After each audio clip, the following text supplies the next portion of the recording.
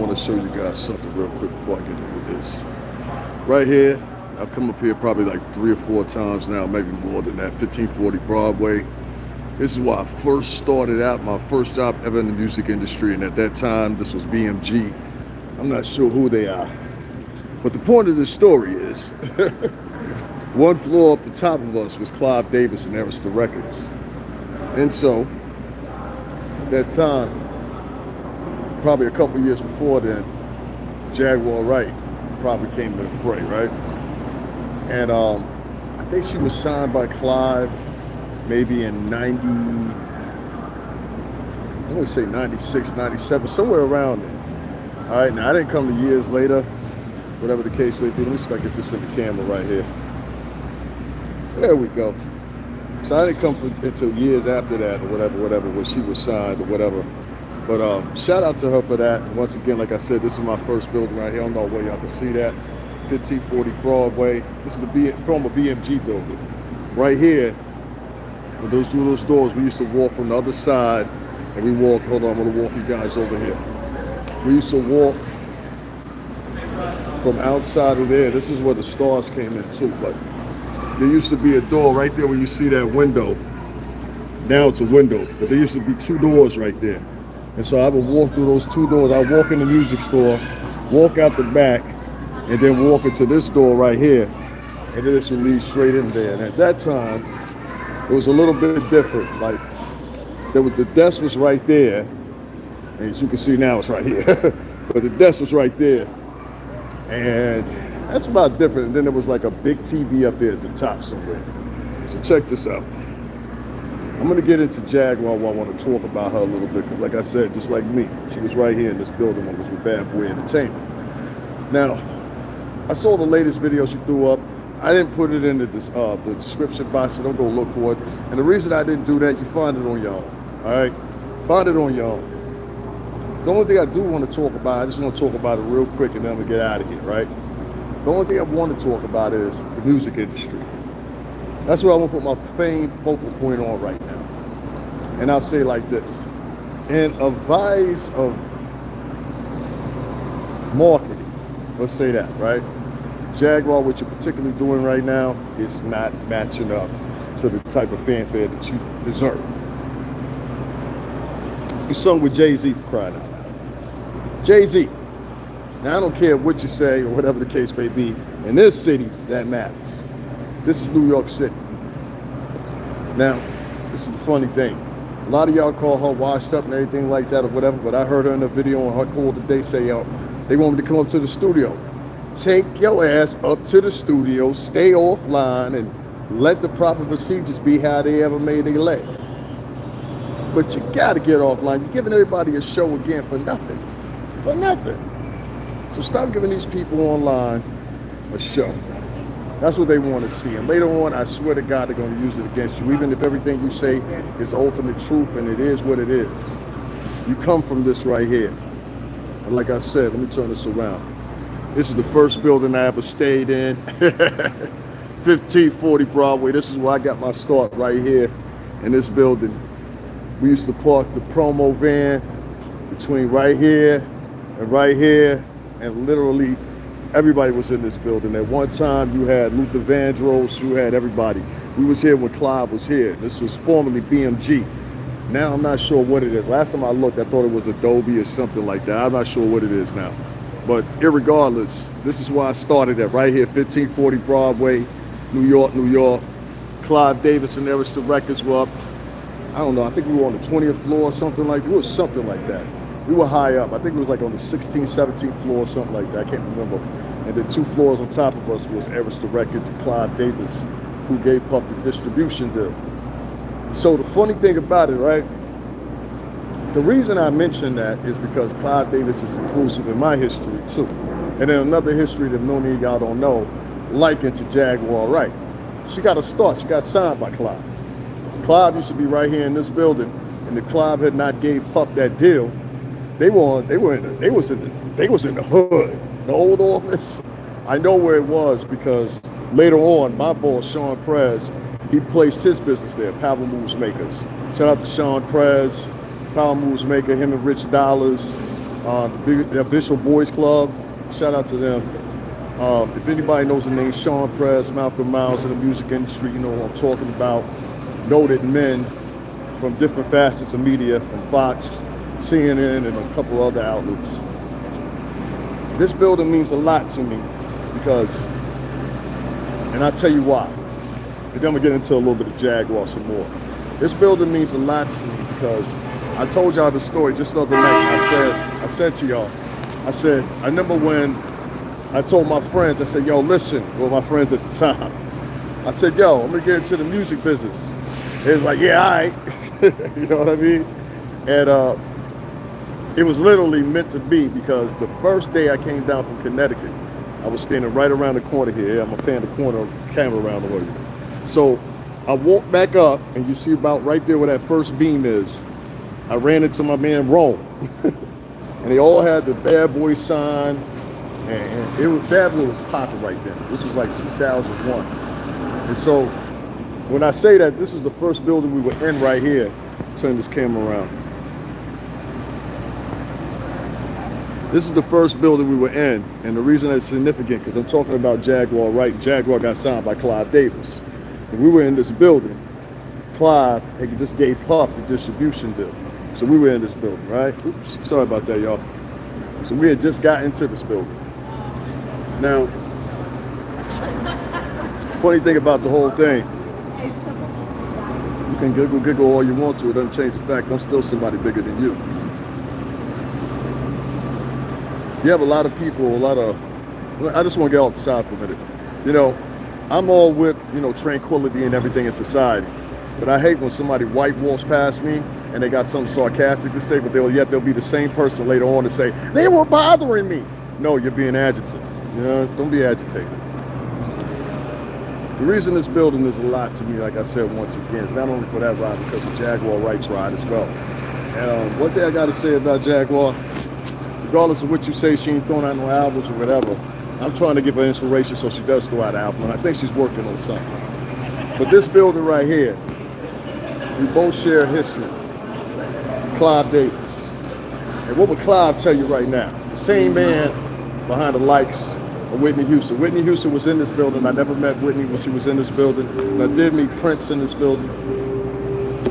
That was at the time Prince had put the slave thing on top of his face and his beard, I think it was. So it was a memorable experience, like I said, but what I want to exemplify more than anything here is this. We got to make sure that with Jaguar, we let her do what she's doing, we let her get her views and everything like that. But some of y'all got to insist that she starts doing music again. Jaguar, I'm right here. You've been here before. You had to been here once, twice. This is 1540. Remember this building? Hold on, let me get a little light in here. This is 1540. OG Patrice, if you see this, tell them at 1540. Good. Clive Davis was in this building. Clive Davis signed Jaguar, as far as the story goes. Now, I'm not here to advocate for him, but I am here to point out a factor. This man is responsible for you and my career, because had he not given Puff that deal, he would have never been in this building, ever.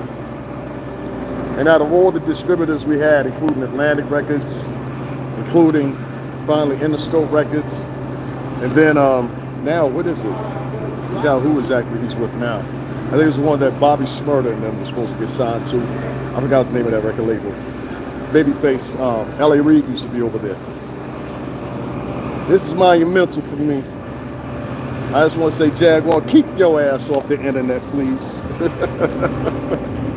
One more time, I want to show y'all something. It doesn't take a lot, really, right? It doesn't take a lot to change things in a moment here on the internet. It's actually very easy. Only thing you have to do is change the narrative. You never jump online. Didn't I tell you the other night? Don't you know bad boys walk in silence and violence? You gotta be silent. You gotta be cool. Sharpen up your ammo. And then you do what you're gonna do. You know what I'm saying? What you're doing right now is sloppy, Jaguar. And you're letting the world see everything that you're doing. And the sad thing about it is, as you're showing all the world what you're doing, they're laughing at you. They may act like they're laughing with you, but they're laughing at you. I saw the comments when you was doing your last live, the upsets about Goomba and everything like that. That's your business. I'm not gonna comment on that. Hey, you guys, you want to turn this around so you guys can see it's NY Times Square right here.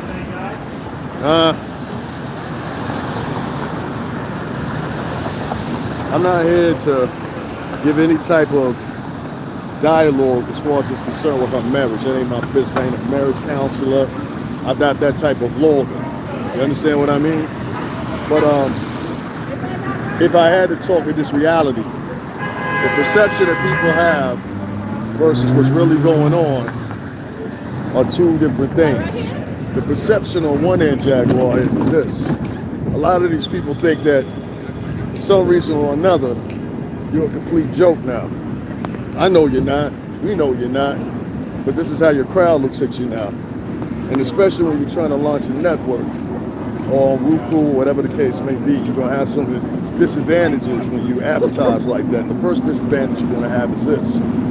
You got to make sure somehow or another, right, that these people never laugh at you. They laugh at what you provide. What you're providing right now is not laughter, it's not proof. What you're providing right now is sheer sensationalism and entertainment for a group in the crowd that will never spend a dime on it. These groups in the crowd, they will never not only spend a dime on it, but other than that, they won't subscribe to your channel. They won't buy one of your singles. Listen to me very carefully.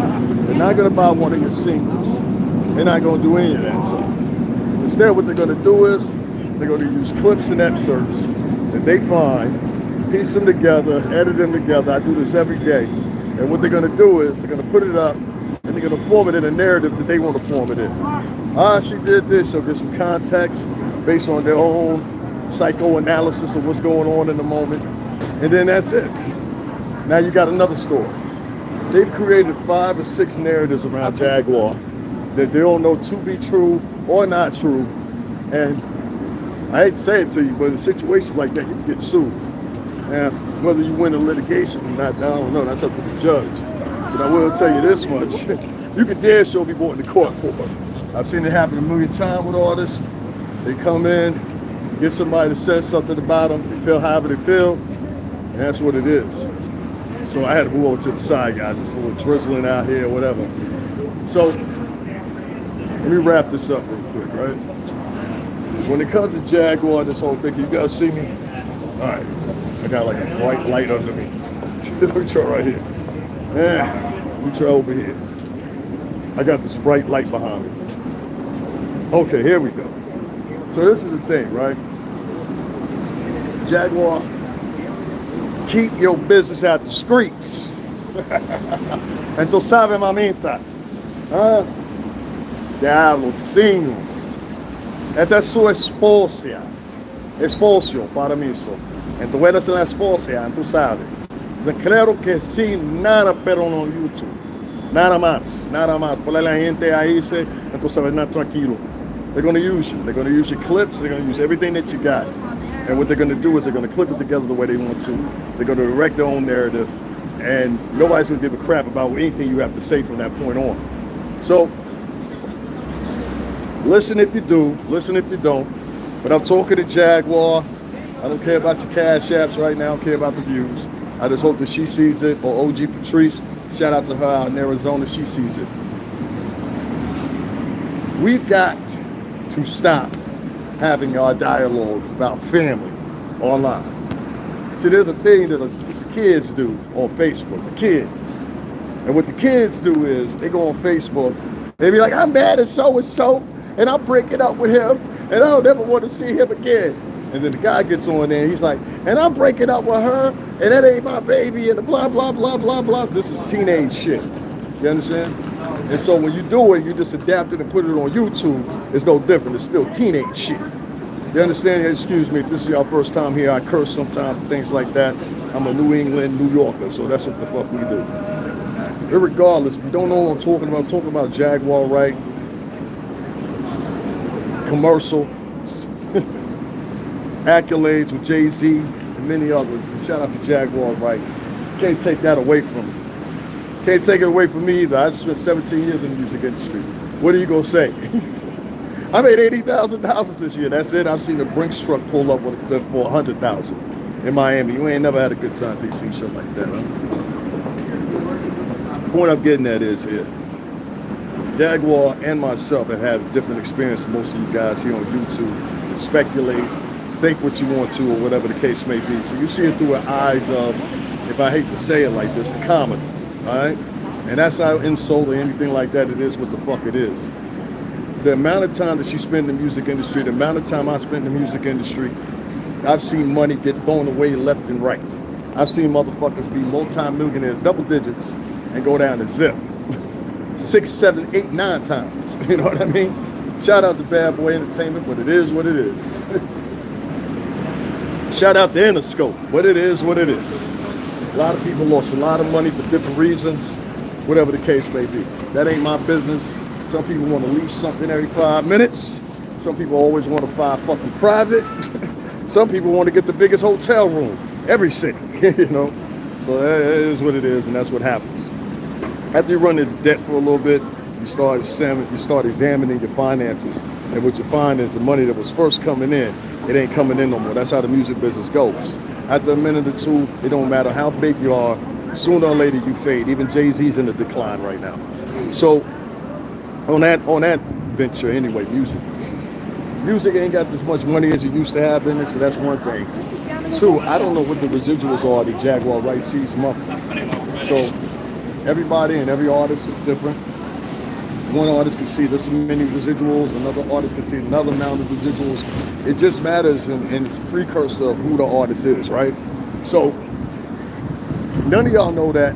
I don't know that. And one thing I want to say is, would you stop speculating like you know?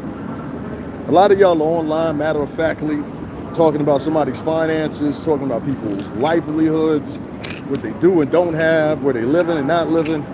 And at the end of the day, well, let's just be frank. Some of you motherfuckers live in danger every day when you get up in the morning. I don't. I'm going right home to Stamford, Connecticut. I'm going to go to sleep and I'm going to probably take a shower. You get what I'm saying? But some of you guys are online and you're judging people, especially you have a particular fashion you just want to join in on the pile and the pitchfork mentality of your own specifically. You don't want to jump in on the parlay of like, I grew up in CT. I grew up around Italians and Greeks mostly. I tell this story all the time to you guys. And I really do mean that. People with the last name Vacco, Papadonasio, you know, like these are the people I grew up with. So out in the shoreline, growing up out there in CT, I can tell you there are some differences, but there's very much more similarities when it comes to New York and Connecticut, specifically wherever you're at in Connecticut. So I live in the city. The problem is, how can I put it? I know what it is to be poverty is because I've hung around people in New York who have lived in sheer fucking poverty. Like I've been over there and hung with them, or they just happen to live wherever they live, you know, get what I'm saying? So this is the whole thing. When I look at it from a perspective of financially, and I say to myself, okay, you're making fun of this person because you believe that this person has more than what you have, or you're making fun of this person because you believe that you're better than them or whatever. And then when you really look into it, some of these same people that are talking, they come from one generation now. They're coming from households that never made more than $20,000 a year. So, you know what I mean? I mean, just think about it. Your mother, respectfully, but disrespectfully, your mother and your father collectively never made over $45,000 a year. So how are you online financially ashamed of someone when you come from poverty? That doesn't make sense to me. You know, if anybody should understand, it should be you, you know? And so that's one of the dangers that you have right now with black culture and Latin culture doing this pile on of people that they feel are underneath them. What it's doing is it's causing the subculture to have like a separate tier system. And it happened in white culture a long, long time ago, back in the 1700s when they had class. And I can get into that. I especially know that out in Connecticut. The Gnostics built Connecticut. You I listen to a woman from Cambridge University now go to several different accolades and talk about the same thing, the same class system. And she's been very direct. She's been very. We used to have in Connecticut. We used to have, and they took the last one out. I think it was in New Haven County somewhere. But they took out what we had was called a whipping post, and they did it because, well, at one time when the Gnostics first, I guess you want to say colonized Connecticut, whatever the fuck you want to say, when they first came into Connecticut, they didn't have jails or any of that shit.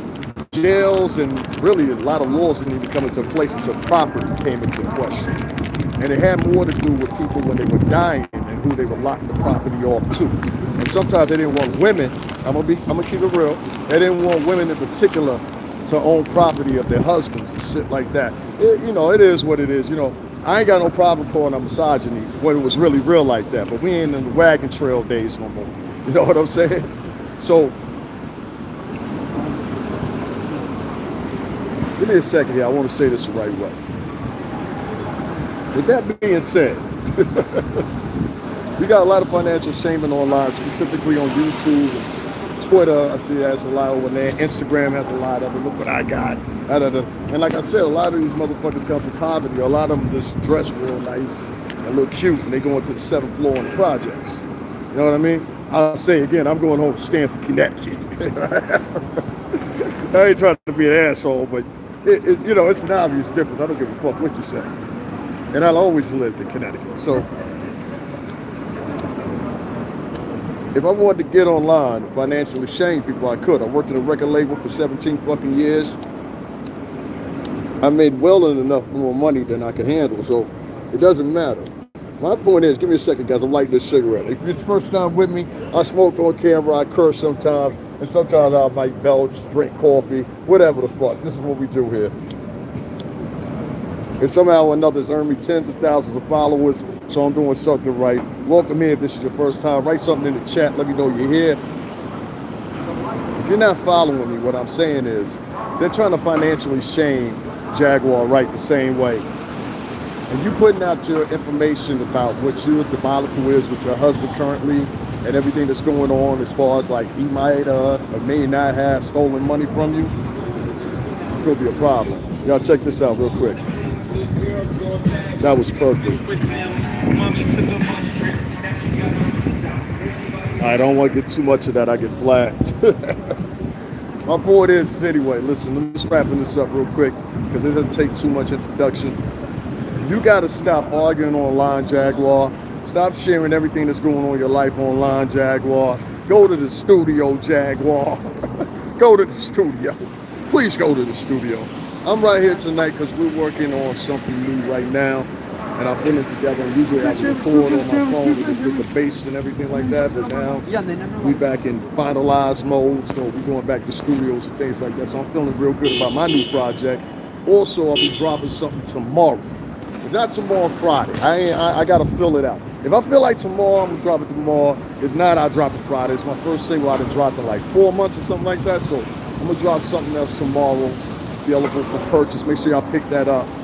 Make sure y'all pick that up. Make sure y'all pick that up. I think y'all gonna like it.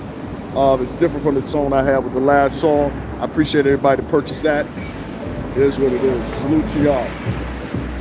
Jaguar, get back to the music. Put out a single, sell the goddamn single, that's gonna be your money. You understand? Go to the studio, record a good song, get it in, make sure it's something melodic, make sure it's something that sounds contemporary, make sure it's something that you ain't gotta do too much effort on stage with. You gotta get back into the fold of being on stage, especially after COVID and everything like that. You just gotta get back used to it. So get back used to being on stage, things like that or whatever. I think we're doing fine. And the other thing is, stay offline and stop telling everybody your business to YouTube. YouTube is a great place here. YouTube is cool, but YouTube is the devil. YouTube is the devil as well. So there's a lot of manipulative people here. A lot of people can't do what we do. I don't mean to brag, but like I said, I'm one of the few that got tens of them. Who I am got a lot to do with and what I'm associated with, the bad boy and everything like that. So I get that too, but I'm one of the few people here that came here a year and a half and got over, tens of thousands of followers. And so I appreciate every last one of y'all for that. I really do, helping me get here. We're gonna move up so we hit 50,000 soon. You know what I'm saying? We're gonna do that. I'm counting at least August. We're gonna hit 50,000. So I want to say here, man. Listen, factory, Jaguar Wright can do it. I don't like people calling her has been. I've seen people from, like, when I worked at these labels, even though I was with Bad Boy Entertainment, we had different distributors. So like I tell you guys all the time, that's why I took y'all across the street here at 1540 Broadway, where I started at. That was formerly the BMG building. That's a Burlesman Music Group. That's when Puff first got to deal with Clive Davis. So, you know, they literally went from the hood in the Bronx in that small little office right there to the big leagues. And right upstairs was Arista, and Clive had to deal with Arista at the time. Prince was in that building. Whitney Houston would come through that building. I've met Prince in that building. Never met Whitney, Luther Vandross. All these were artists of Clive Davis. And these were legendary artists that you put under the moniker. So these artists, even not too many, not even a few blocks from here, I think it's maybe north here. Tina Turner, they had a whole play for her. You know, I'm actually standing with y'all guys' review of this. I should have told y'all this before. Thank God these are back open. These are New York staples right here. They closed Caroline's, but I'm hoping this never closes, because this is Broadway, you know? So we hoping this never closes right here. But they closed one of the biggest staples. At first they closed CBGB's, and then I said, oh man, stuff has changed. I'm gonna have that talk with y'all one day, because there's a whole bunch of New York staplets that are disappearing. And it's like, all right, that's cool, but what you gonna replace it with? So they replaced the Caroline's with a fucking ping pong tournament place. I'm like, are you fucking kidding me? Miss Hurst gotta be remembered. She's gonna be forgotten. That's fucked up. Last show I went there was, last April. And that was when Corey Holcomb was here. Shout out to Corey Holcomb. I was around the team. Marcus, I'm gonna have to check your live on the replay. Shout out to Marcus. I share him in the community section. Y'all go check him out. He's got a funny, thing with him. Marcus, I think he's coming back here to New York pretty soon. Shout out to Craig Facts, LM, Def Digital. You know what I mean? You might as well say Corey Holcomb and I would say Corey Holcomb and Marcus at Def Digital now too. I forgot what the little courtroom thing they do or whatever. But shout out to them, Def Digital, Warner Brothers Imprint. You know, they're doing what they're doing. They're going to be traveling more. But the last show, like I said, that I went to was right there at Caroline's, and I was just freaking upset that they closed. So, Jaguar Wright, get together with the music. That's why I'm back down here in New York tonight. We're back in the studio. I'll be dropping another single, like I said, either tomorrow or Friday. Work on your music, sweetheart. Work on your music. Get that popping. Get off of YouTube. YouTube is beautiful, but it can be a curse. That's all I got to say. And especially this much. Goomba, piece that up with her, whatever it is with the money. I don't know what the exact story that is with that, but I know it's so saturated in the internet now, and I saw all those people in her chat room, and they were just egging it on, and I'm like, oh my God, these are some narcissists, insidious motherfuckers. Excuse my French, but they are. And they just don't care. It doesn't matter what side of the pendulum, give me 1 second. It doesn't matter what side of the pendulum it falls. You're going to have YouTube subscribers always being in the notion that they want to start a channel. You're not going to start a channel just purely off of gossip, and trust me, that shit is played. It's not going to work no more. This ain't even 4 years ago. 4 years ago, that would have worked. If you wanted to start your channel by gossip, because like I said, a lot of people have started their channels by Jaguar Wright. Y'all guys give me a second. I got a whole crowd here. A lot of people have started their channels by gossiping about Jaguar, right? And I see they still keep their channels going, and they're including their subscribers going by talking about Jaguar. So the problem is now, the problem is now is this. As you're talking about Jaguar, whatever the case may be, what are you doing besides talking about Jaguar? That's a question right there for you. What are you doing besides talking about her? Oh, well, my channel has got this and now the numbers or whatever. So fuck what? Marcus Browning has got motherfucking, I think it's 1 or 2.4 million something subscribers. This black kid that does tech reviews and shit like that, right? I'm trying to find a place to go, guys, because I had a big crowd that just came. They probably come from one of the Broadway shows, so I just want to move out the way. But listen, man, Marcus Browning, freaking Mr. Beast, I can name a couple of you that got more subscribers than that little 30,000. You got shit. 30,000 ain't shit. I got tens of thousands now. So you guys put too much emphasis on views and who's in the chat room besides what the fucking story is. And that's the problem. So like I said, I'm not here to defend Jaguar specifically or what she was talking about online or whatever. Just like I said, I just have a mission to make sure she get back to the fucking music. Get back to the fucking music, Jaguar. It's that simple. Get back to the music. Put it this way, there's some people that want to see you sing again, sweetheart. You might not believe it, but there's some people that want to see you sing again. And you just don't believe it or whatever. Fuck the stories. Fuck talking to these motherfuckers about nothing.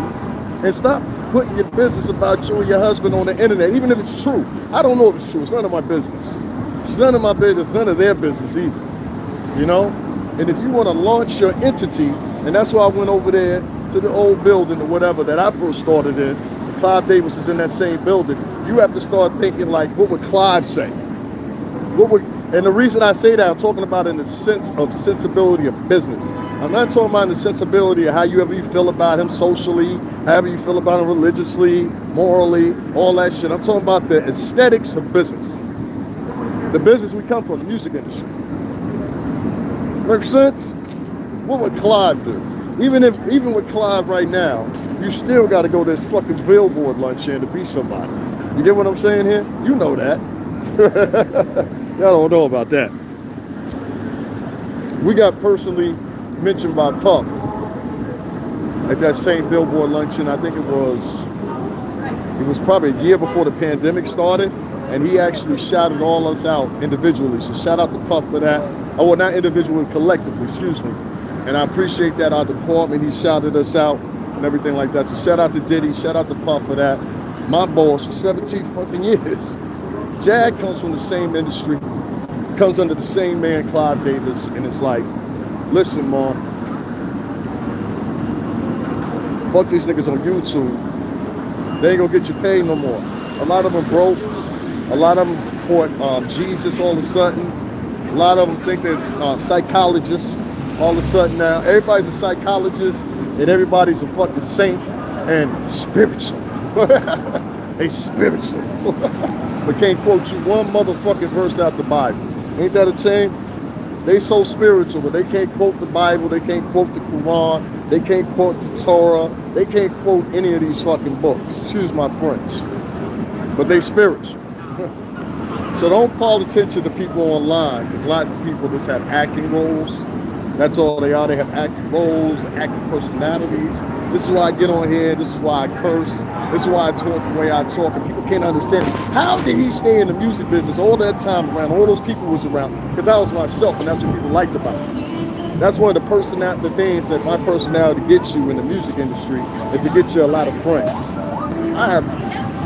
Listen, I don't have to brag or anything like that. My history is written. You catch it on fucking anywhere online. I am who I am. I will never change that. You know, but when I say that Google thing, I say Google these same YouTubers, and what you're gonna find is when they're talking about Jag going along with the story, talking about they can't stand her, she's a con artist, she's everything that you say she is. Then listen, guys, stop doing fucking lives about her. It's that simple.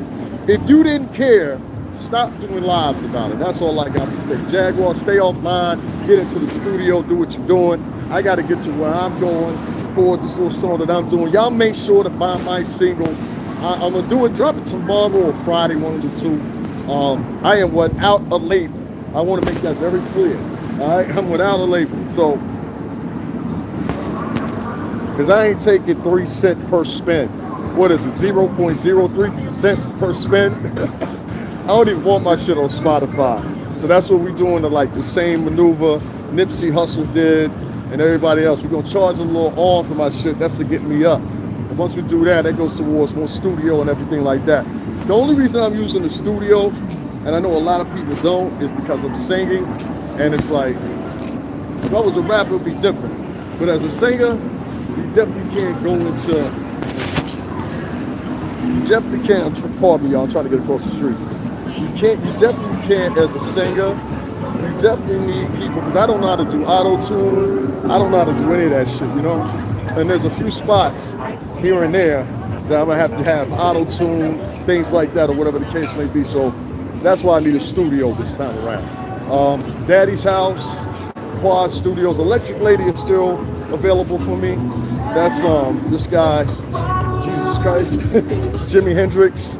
That's his studio, believe it or not.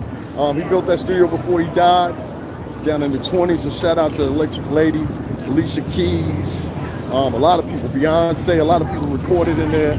So we'll probably be trying to do my project up in there 9 times out of 10 or whatever. Right now, tonight, I'm going to a personal studio of a friend of mine that's been in the music industry for a very long time. So I'm going to check him out, rock with him, see what we can come up with. I already had some stuff. I had to cross the street here, guys, excuse me. I already got some stuff that I already had put together. So I literally, that whole time during the pandemic, I probably wrote like every day.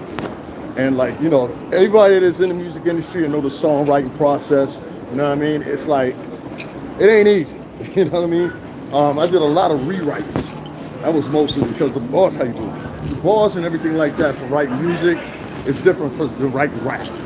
Like rap music, I can write rap music in 10 seconds, you know? But working on this new project, it was really hard because this was the first time that I was actually orchestrating writing music for myself, sheet music as well as lyrics for R&B songs. So it was a different format, it was different put together. I'm proud of what I created. So you guys are here and you'll like that, I'm pretty sure. Jaguar, get back in the studio. Other than that, guys, shout out to y'all from NY. I hope y'all liked everything that I provided today. I went to go check out, if y'all haven't seen it, I also put it in the description box later on. I went and checked out the mosque, actually where Malcolm X was shot and killed. Unfortunately, the mosque itself was under some type of renovation or something, but the guy was nice enough. He let me film through the window. So guys, if you get a chance, I did a lot of zooming in or whatever. Shout out to Samsung. I'm gonna give a shout out to them. These S-series phones are the shit.